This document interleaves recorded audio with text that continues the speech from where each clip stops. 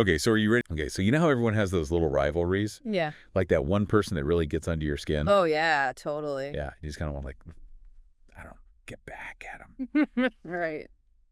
Well, today we're diving into a story about a rivalry that's been brewing for years. Behind bars, we're talking about Decca. Okay. And to say this guy has a story is a serious understatement.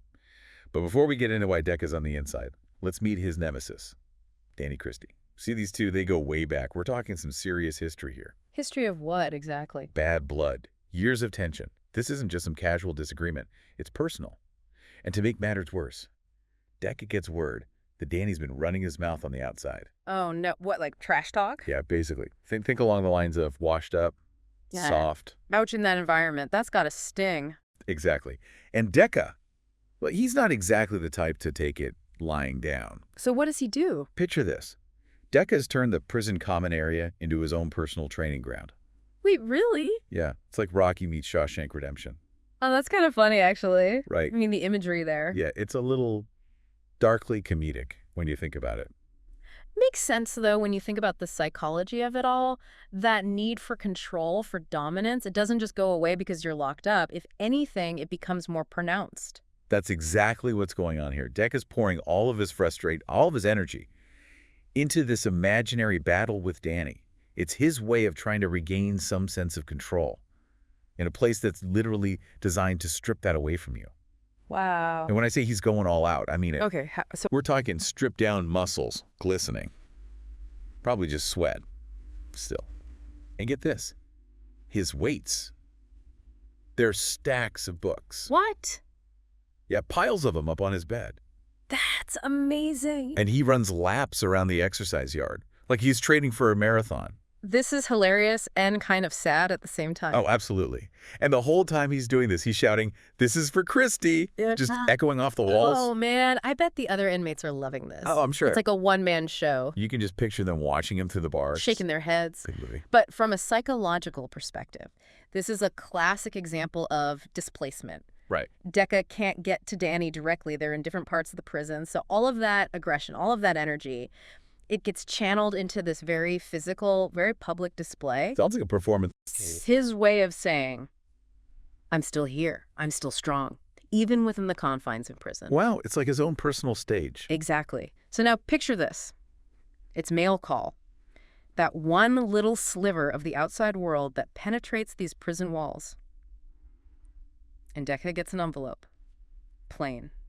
No return address, just his name scrolled across the front. Oh, man, talk about ominous. Right. In that environment especially, isolation breeds suspicion. It does. And for Decca, this plain envelope, well, it's a little bit of a ticking time bomb. I can see why. He tears it open, and inside, not a letter, Yeah. but photos. Photos of- Danny Christie living it up. With Decca's girlfriend. Wow. Yeah. We don't need to go to the specifics, but let's just say this. This wasn't some casual coffee date. Oh, no, this is a calculated move. Exactly. Psychological warfare. Oh, 100%. This is about so much more than just taunting someone, especially in the kind of hyper-masculine environment. Prison.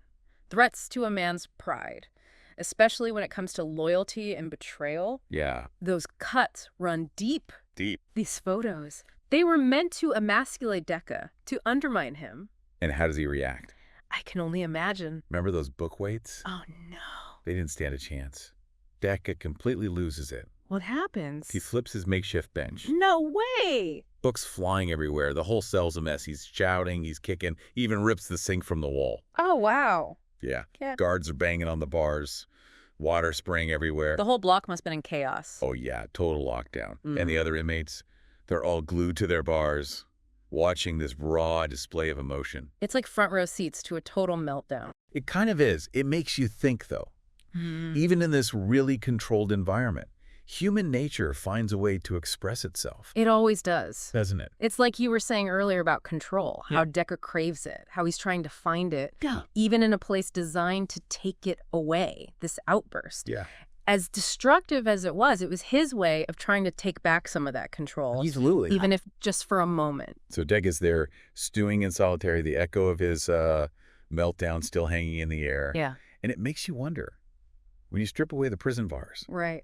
and Over-the-top details. How different is this really from the rivalries we see out here in the real world? Right. I mean, most of us haven't experienced that level of Betrayal. betrayal Yeah. or those unique pressures of being locked up.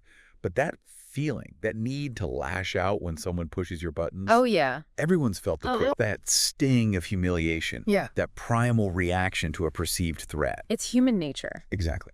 Decca's story, as extreme as it seems, it really just shines a light on some pretty fundamental aspects of what it means to be human. And how we choose to respond in those moments. Right. Do we let that anger eat away at us? Or do we find a healthier way to move on? Because holding on to that anger, even when you feel justified, well, it can really backfire. It can trap you in this cycle of resentment, make it impossible to move forward. Absolutely. So as we leave Decca to maybe consider an anger management class or two, we're left with some lingering questions. What happens when our desire for revenge overpowers our better judgment? At what point does holding on to a rivalry, even one as deep and personal as this one, do more harm than good? It's a tough question. It really is. And it's something we can all probably think a little bit more about, even if our version of training doesn't involve quite so many books. Thanks for joining us for another deep dive. We'll see you next time for another story. That's sure to make you think twice.